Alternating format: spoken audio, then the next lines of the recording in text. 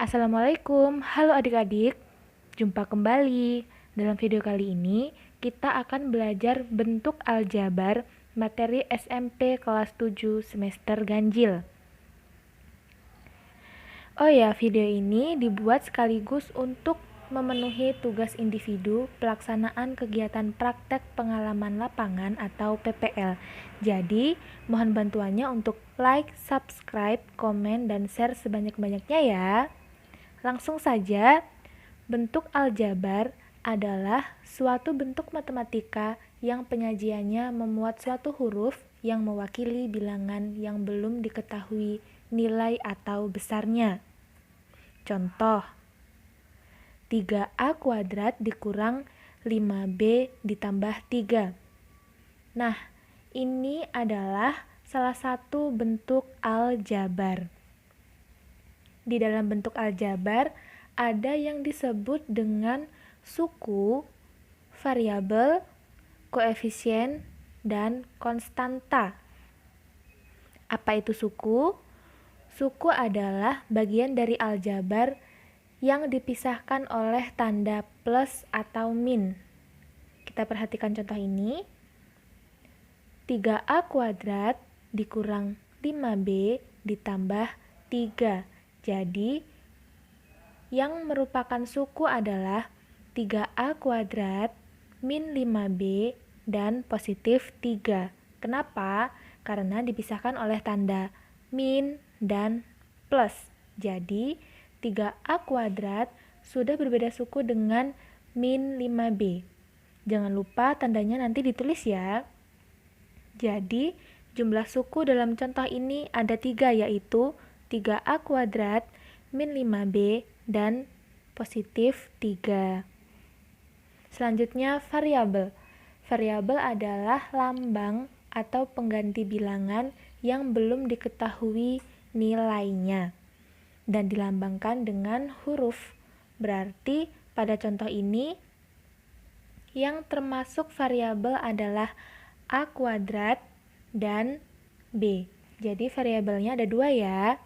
Selanjutnya, koefisien. Apa sih koefisien itu? Koefisien adalah bilangan yang ada di depan atau di sebelah kiri variabel. Perhatikan pada contoh ini. Jadi koefisiennya ada 2. Yang pertama yaitu 3, kemudian yang kedua yaitu min 5. Terakhir yaitu konstanta. Konstanta adalah bilangan yang tidak memuat variabel. Pada contoh ini, yang termasuk konstanta adalah 3. Paham ya adik-adik? Sekarang lanjut ke operasi penjumlahan dan pengurangan bentuk aljabar. Sebelum menjumlahkan dan mengurangkan bentuk aljabar, ada beberapa hal yang harus kita ingat. Pertama, penjumlahan dan pengurangan bentuk aljabar hanya dapat dilakukan pada suku-suku yang sejenis. Maksud dari suku-suku yang sejenis ini adalah suku-suku yang memiliki variabel yang sama. Kedua, saat kita menjumlahkan dan mengurangkan bentuk aljabar, yang kita jumlahkan atau kita kurangkan cukup koefisien yang sejenis saja. Misal, 2x ditambah 3x. Nah, apakah bisa langsung kita jumlahkan? Kita lihat mereka di sini memiliki variabel yang sama, yaitu sama-sama x. Jadi, mereka merupakan suku-suku yang sejenis. Berarti, bisa ya langsung kita jumlahkan. Bagaimana caranya? Cukup kita jumlahkan koefisiennya saja. Jadi, 2 ditambah 3x sama dengan 5x. Contoh selanjutnya, 2a kuadrat dikurang 5a kuadrat. Apakah bisa langsung kita kurangkan? Kita lihat di sini mereka memiliki variabel yang sama, yaitu a kuadrat. Berarti mereka merupakan suku-suku yang sejenis. Langsung saja kita kurangkan koefisiennya. 2 dikurang 5A kuadrat sama dengan min 3A kuadrat. Nah, kalau 4X ditambah 3XY, apakah bisa kita jumlahkan? Tidak ya, karena mereka memiliki variabel yang berbeda. Berarti mereka bukan suku-suku yang sejenis. Oke, kemudian yang ketiga yang harus kita ingat adalah jika positif bertemu atau dikali positif, maka hasilnya positif. Jika positif bertemu atau dikali negatif, maka hasilnya negatif. Jika negatif bertemu atau dikali positif, maka hasilnya negatif. Jika negatif bertemu atau dikali negatif, maka hasilnya positif. Atau bisa kita ingat, sapo bene, sama positif, beda negatif. Oke, agar semakin jelas, sekarang kita lanjut ke contoh soal penjumlahan dan pengurangan bentuk aljabar. Ini soalnya bentuk sederhana dari 4X ditambah 12Y dikurang 10Z dikurang 8X ditambah 5Y dikurang 7Z adalah, soal ini merupakan soal MTK SMP pada tahun 2019. Bagaimana cara menjawabnya? Ingat, kita hanya boleh menjumlahkan dan mengurangkan suku-suku yang sejenis saja atau variabel yang sama.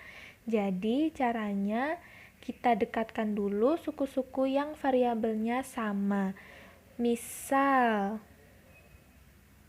4X sama dengan min 8X.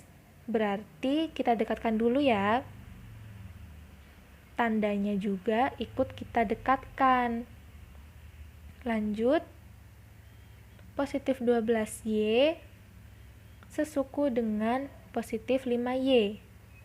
Kita tulis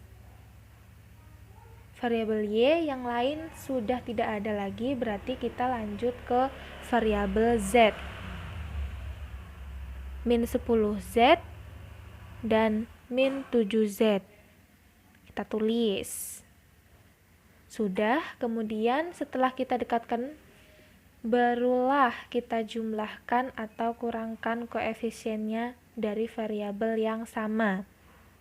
Kita mulai dari variabel X. 4X dikurang 8X berarti 4 dikurang 8X. Kemudian 12Y ditambah 5Y berarti 12 ditambah 5Y. Selanjutnya min 10Z dikurang 7Z berarti min 10 dikurang 7Z. Maka hasil penyederhanaannya adalah 4 dikurang 8 sama dengan min 4 berarti min 4X. 12 ditambah 5 sama dengan 17 berarti plus 17Y. Min 10 dikurang 7 sama dengan min 17 berarti min 17Z. Nah, apakah ini masih bisa kita sederhanakan lagi? Sudah tidak bisa ya, karena variabelnya sudah berbeda semua. Jadi, hasil penyederhanaan pada soal ini cukup sampai di min 4X ditambah 17Y dikurang 17Z. Bagaimana adik-adik? Gampang ya? Oke, sekian untuk video kali ini. Terima kasih. Wassalamualaikum warahmatullahi wabarakatuh.